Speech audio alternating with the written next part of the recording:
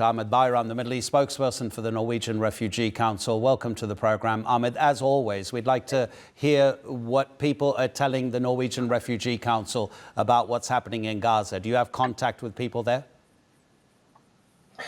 We do, although the last few days have been patchy in terms of communications being cut by Israel. Now they're being restored. There's some tiny amounts of aid that are crossing into northern Gaza, which has brought some relief to people, much awaited and long-awaited relief.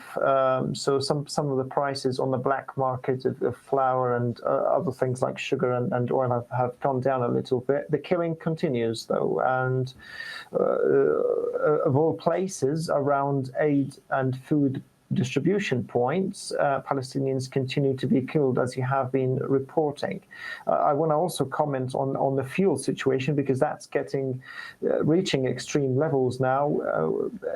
NGOs have run down their stockpiles, and there are some quantities in Rafah which Israel does not approve accessing or arriving at these places and retrieving some fuel. So I would say the suffocation of the aid system continues. People are staying without shelters. You've reported on heat and on temperatures going up. That's going to be a very, very problematic issue for people, particularly those staying on the street and particularly those at risk of disease. If we take the Gaza Humanitarian Foundation at its word, let's trust that it wants to distribute aid. As an expert in aid distribution and how you help those most in need, what do you see as the problem here? Is it a lack of information that people are getting, so they simply don't know where to go? Is it deliberate misinformation? Is it Israeli soldiers being trigger happy? What's the essential issue? Why can't people get aid safely?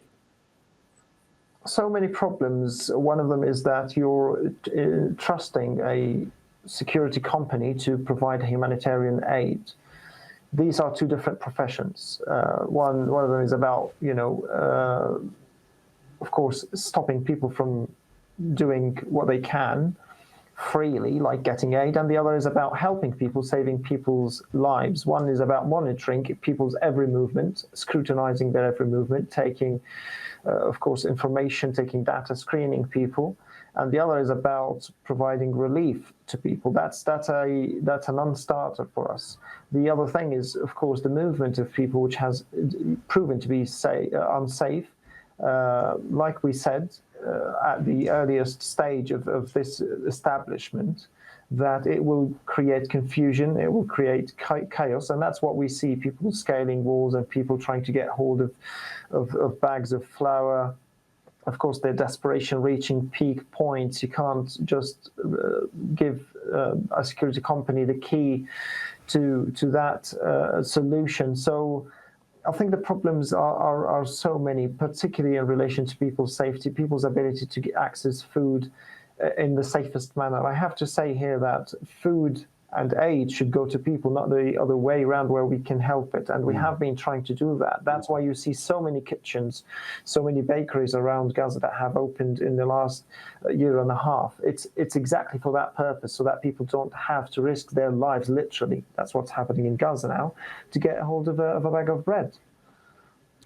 You're not the United Nations, of course, at the NRC, but you have such a huge reputation as an aid-giving organization. How difficult is it for the NRC, while being so well recognized, to deal with the Israeli government in trying to get assistance in? We do that through coordination bodies, mainly the UN, like you said. We do coordinate with the UN. Of course, Israel knows about our every movement, just like it does about all other NGOs and people working. We do work in atrocious conditions. My team is, displaced themselves. They have been in displacement. We try to coordinate to provide aid safely, but we have seen Israel has actually targeted humanitarian workers before, continue to do so, even with all of the outrage that has resulted from that. So that's why we call for safe access. Safe access is not just a vague term that we use. It means saving lives. It means people going about their work safely, trying to get that box of food or that bucket of water safely. So I don't think we have worked in more difficult conditions anywhere else in the world, and I have been to places that were very dangerous, that were happening. Aid was happening in the middle of battles and fighting, but unlike this, of course, the numbers prove that. So we hope that the ceasefire will come sooner than later. I know no one is even talking about that. We hope the killing stops around 8 points, and we hope that people in Gaza feel that relief.